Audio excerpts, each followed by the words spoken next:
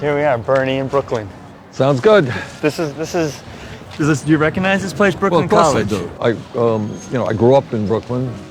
I graduated James Madison High School, a few miles away from here. What did you do as a kid? Our life centered around playing ball. We played basketball. James Madison had one of the best teams in the city.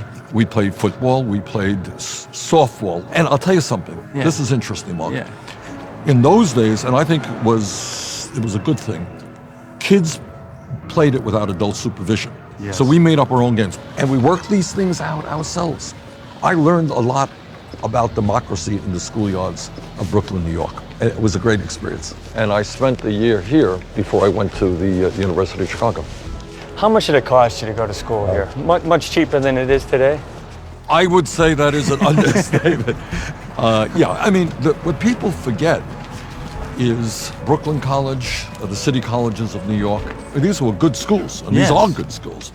So many famous people graduated from around here. Colin Powell, Ruby Dee, Ira Gershwin, Henry Miller. Jonas Salk went to City College, and he discovered the vaccine for polio. How much did they pay to go to college? In those days, public colleges and universities were virtually free. So that's not a radical idea. That's the point. It is not a radical idea. You have countries all over the world today who provide free college because they want to invest in the future of their nation. They don't want kids to be going bankrupt when they get out of school, $50,000 in debt. Yeah. And it used to be the case in the United States of America. So no, this is what I'm proposing is not a radical idea, that's for sure. You grew up in this neighborhood. Was it an immigrant neighborhood? Largely it was. Many of us were the sons or grandchildren of immigrants. And the main shopping area was Kings Highway. And if you went shopping there, you would see people who had serial numbers on their hands, on their arms, which was from Hitler's concentration camps. Yes. So you have this beautiful pluralism in your worldview.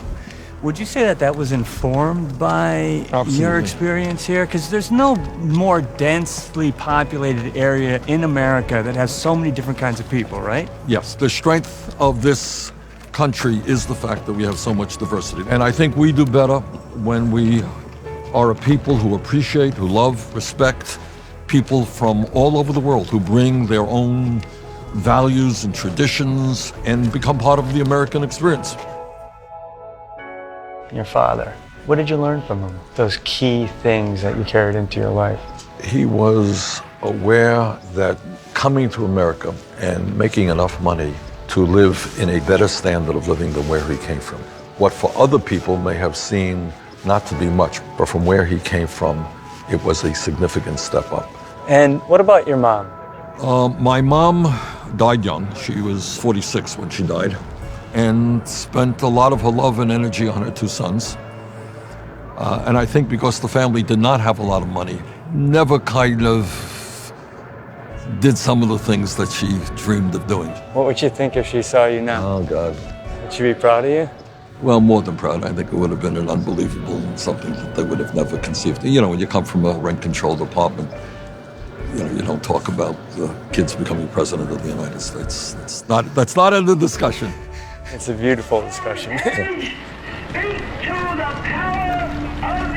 And so from here, you went to Chicago. You were there during the Civil Rights Movement. You were deeply involved in the anti-segregation movement there. How does this white kid decide that he's going to stand with his black brothers and sisters and put his body in harm's way? Because you were arrested, weren't you? Yes, I was, but I don't want to go overly dramatic about it. Right. At the same time, there were people getting their heads busted in the South. That wasn't our case, but it was a sense of justice. You were so effective when you became the mayor of Burlington. Against all odds, you stopped these real estate tycoons from displacing hundreds of working families from their homes.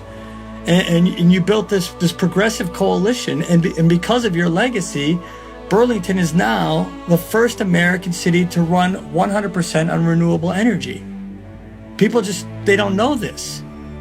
And how is it in the 90s, when the Republicans controlled the House, somehow you formed these partnerships and passed all of these amendments on corporate crime? IRS accountability, child labor, green energy, supporting the troops and their kids, and auditing funds given out by the Fed. I mean, nobody ever audited the Fed since it was established. You got so many amendments passed, they dubbed you the Amendment King, for crying out loud. Do you know what you make me feel? That all of my ideals as a young person can actually grow up with me. When I look at you, I say, all of the ideals of him as a young person grew up with him. He didn't have to give that up growing up. Is that true? Well, here's what I think. Don't give me too much credit on Well, this. no, I'm relating to you that all right, way. but here's what it is. One of the beautiful parts of this campaign is your dreams and my dreams. You may have thought that there were very few of us. Turns out we're the majority of the people in this country. And people now, through this campaign, I think, are sensing that they're not alone. And that's a big deal.